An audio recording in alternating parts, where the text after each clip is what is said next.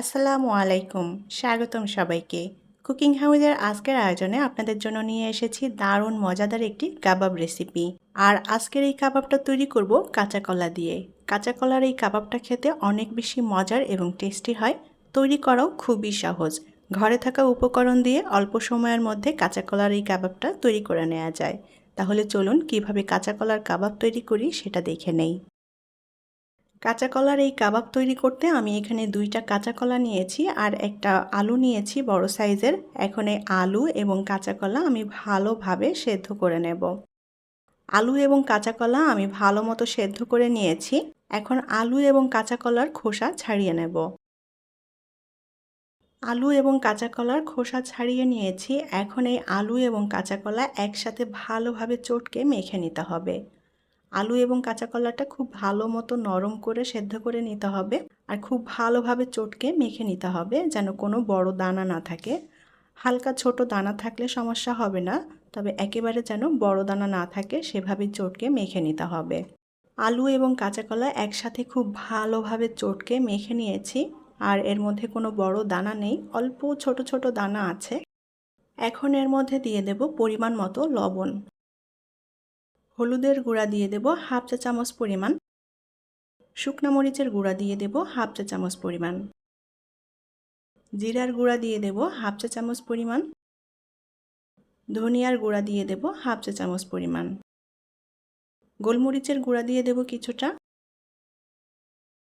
আর দিয়ে দেব গরম মশলার গুঁড়া হাফ চা চামচ পরিমাণ।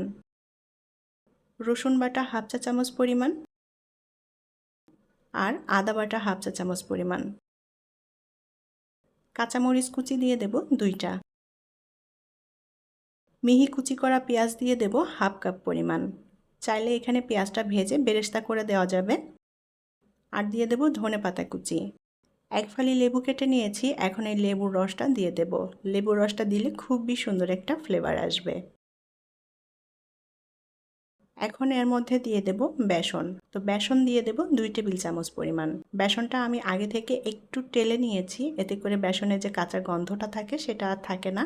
বেসনটা এই কাঁচা কলার মিশ্রণটাকে একটু টাইট করবে যাতে ভাজতে গেলে ভেঙে না যায়। উল্টাপাল্টা করে মেখে নিতে হবে যেন মশলাটাও ভালোভাবে মিশে যায় সব কিছু একসাথে।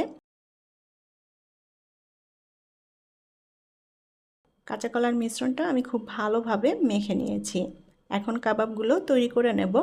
হাতে একটু তেল মেখে নিয়েছি, এতে করে কাবাবগুলো বানাতে সুবিধা হবে, হাতে তেমন একটা লাগবে না। এখন অল্প অল্প করে মিশ্রণ নিয়ে হাতের তালুতে এভাবে ঘুরিয়ে গোল শেপ করে কাবাবগুলো তৈরি করে নেব। পরিমাণ মতো তেল দিয়ে তেলটা ভালো মতো গরম করে নিয়েছি। এখন এই গরম তেলের মধ্যে একটা একটা করে কাঁচা কলার কাবাব দিয়ে দেব। কাবাবগুলো আমি অল্প আঁচে ভেজে নেব, খুব সুন্দর একটা গোল্ডেন ব্রাউন কালার করে। এটা যার যার পছন্দ মতো কালার করে ভেজে নিতে পারেন। এপিটোপিট উল্টে দিয়ে দুপাশটায় সুন্দর করে ভেজে নিতে হবে। আর কাবাবগুলো ভাজতে খুব বেশি একটা সময় লাগবে না, যেহেতু সব কিছুই সেদ্ধ করা। শুধুমাত্র সুন্দর একটা কালার আসা পর্যন্ত ভেজে নিতে হবে। আমি এপিটোপিট উল্টে দিয়ে সুন্দর একটা গোল্ডেন ব্রাউন কালার করে কাঁচা কলার কাবাবগুলো ভেজে নিয়েছি।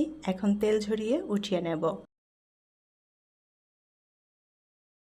তৈরি হয়ে গেল কাঁচা কলা দিয়ে দারুণ মজাদার এবং টেস্টি কাঁচা কলার কাবাব। আশা করি আমার আজকের রেসিপি আপনাদের কাছে ভালো লেগেছে। আর আমার রেসিপিটি যদি ভালো লেগে থাকে তাহলে প্লিজ ভিডিওটি শেয়ার করবেন। আর এরকমই সব মজার মজার এবং নিত্য নতুন রেসিপি পেতে চ্যানেলটি সাবস্ক্রাইব করে সাথে থাকার অনুরোধ রইল। পরবর্তী রেসিপি নিয়ে আবারও হাজির হয়ে যাব। সবাই অনেক অনেক ভালো থাকবেন এবং আমাদের জন্য দোয়া করবেন। আল্লাহ হাফেজ।